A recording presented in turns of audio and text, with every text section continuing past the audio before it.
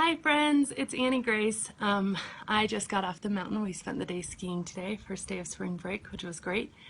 And I am author of This Naked Mind, and I'm answering questions. So as long as they keep coming and I keep having Wi-Fi, I will keep answering, which is great. So today I have Susie's question, and she asks, when a friend says she wants to quit smoking, everyone will support her, and no one will offer her a cigarette ever. So why is it that our friends have such a hard time when we announce that we no longer want to drink?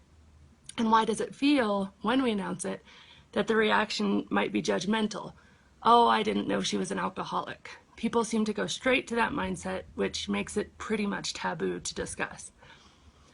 Thank you for the question, Susie. It is such a complex question, and I think at the crux of the issue is the fact that we treat alcohol addiction very differently from any other addiction. So, as an example, we don't have cigaretteaholics, we don't have heroinism or cocaineism, yet we have alcoholics and alcoholism. And alcoholic, the word, and alcoholism, the word, they define people. Whereas an addiction to cigarettes or an addiction to cocaine or addiction to heroin, that defines the addiction. And the addiction is separate from the person. So with alcohol, we seem to put the blame on the person rather than the substance. And I think that in itself is something that's really wrong with how we look at alcohol as a society, but it contributes to this answer. But it's no wonder, because the vast majority of people drink. I mean, the last statistic I read was that 87% of people in the United States drink alcohol. So as a culture, we need to justify this, because how can we justify that we're all consuming something that's addictive? It's just my opinion, but I think one of the easiest ways to justify it is to simply ignore the fact that, like cigarettes, like heroin, like cocaine, alcohol is addictive. And so the language around alcohol, by blaming the individual rather than the substance, it's created this huge taboo, because people become to blame for their drinking. You know, you're not to blame if you got addicted to cigarettes necessarily. Like, people don't look at you and worry, you know, and pity. But if you get addicted to alcohol, people definitely, you know, it's a different thing. And so I think we treat everything else that we know is bad for us very differently than we treat alcohol. Like, if my friend and I were sitting around and we were eating donuts, for example, we would probably comment on, oh, this is such a great donut, it's really yummy, but we'd also probably say something like, maybe I'm just gonna have a half or just one because, gosh, they're so full of fat and calories, and that's not good for me. Nobody sits around drinking their glasses of Chardonnay and says, oh, well, this is such a nice Chardonnay, but I really worry about the breast cancer and the liver damage. I mean, that just doesn't happen. So our societal perception has separated alcohol from other things that are bad for us. Like, we even say alcohol and drugs. You know, it's not that alcohol is a drug, despite the fact that alcohol kills 88,000 people per year, whereas, you know, combined prescription and illegal drugs kill only, you know, less than 50,000 people per year. So that's kind of a tangent, but I think it goes a long way to explain why you're treated differently when you quit drinking than when you quit smoking. And I can also look back at, you know, my own intolerance around this question. So when I was drinking a lot, I just didn't understand why people didn't drink. And that's what I told myself, like, why not? Like, why wouldn't you drink? And it didn't make sense to me, and I was really pretty vocal about it. Hi, Greg, thanks for joining.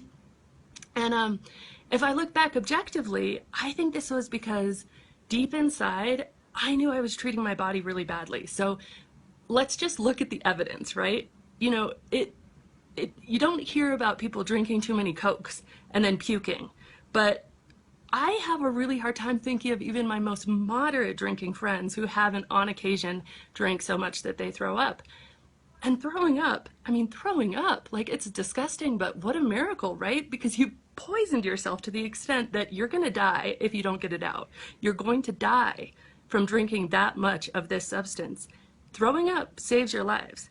And people throw up every Friday and Saturday night downtown, but they're saving their lives. So we can't sit here and say that alcohol is not bad for us. And then, you know, equally, look at having hangovers. I mean, you don't need a better, clearer thing that you're gonna have to spend the whole next day recovering if you go out and have too much to drink. I mean, it just, you know, alcohol is not good for us. And so I think a lot of my personal intolerance really stemmed from fear. And there was a lot of fear. There was fear about this deep down feeling that I was doing something to my body that wasn't necessarily good for it. There was fear that I wanted to do this thing that wasn't good for my body more than I knew I should want to do this thing. And this little voice in the back of my head saying, wow, you feel really differently about alcohol than you do about, say, chocolate ice cream. Like, there was something inside of me that knew that I had a different relationship with alcohol, that I was a little bit more excited about having the glass of wine at the end of the day than I was about ever having, dessert. And so I think deep inside we kind of know these things. And there was fear for me that alcohol was the glue that held some of my friendships together. I feared that alcohol was the juice that made me an outgoing, funny person. There's a lot of fear that without it, I would have been someone different. And I think a really good example is when my friend stopped drinking. So we had drank together for years and years, had, some very drunken times. And one day she up and said, hey guys, I've quit drinking. I'm done. And she was going to AA, and she said, look, I'm an alcoholic. This is who I am. And, sorry, it's a bit windy out here. My first reaction to this was, oh shit, what does this mean for me? We drank together, and we drank together frequently. And so my first questions were, am I drinking too much? And what does that mean? And questioning your drinking is not something that we allow, and I think that's such a tragic mistake, because we've drawn this really hard line between normal drinkers on one hand, responsible drinkers we even call them, which that's a whole other episode, and then alcoholics. And so you've got your normal drinkers and you've got your alcoholics. And so questioning isn't simple. Like, it's not like you can just question, am I eating too much sugar? Because if you question your drinking, what you're really questioning is, am I an alcoholic? And the implications of that question, we've made it a terrifying, crippling question, because the implications are horrific. I mean, alcoholism is defined as a lifelong progressive disease for which there is no cure, and that you will have to become sober and 100% abstinent. And we interpret that as living a life of deprivation and missing out. And we feel we'll have to take on the stigma of the label. And people, our number one thing as people is community and being with other people. And so admitting that we're an alcoholic or admitting that we're different and we're going to have to change separates us. It makes us different. And so as a society, because we don't allow for this progression of addiction with alcohol, we say, there's people over here who are totally on top of their shit, and then there's people over here who are totally not. And we don't say, okay, well, no, actually, alcohol is addictive. You can get addicted over time if you drink enough of it. Like, that's what the experts say. And we don't allow that. So it makes it a really scary thing. So if a friend stops drinking, it becomes scary for the drinker. And I think that's why it's treated so differently. So that's totally a bit of a tangent, but I think that all the weirdness, Susie, that you experienced from telling your friends you stopped drinking, weirdness you didn't probably experience when you told your friends you stopped smoking, I think that our societal perception of alcohol and how it's alcohol and drugs, and alcohol is separate from other addictive substances, I think that's absolutely at the crux of the issue. So thank you so much for the question, Susie. And I realize I haven't answered Bex's question yet. And if you have a question, please post them below. I'm making a list. I will keep answering as long as you keep asking. Bex's question is, why do some people use the label alcoholic?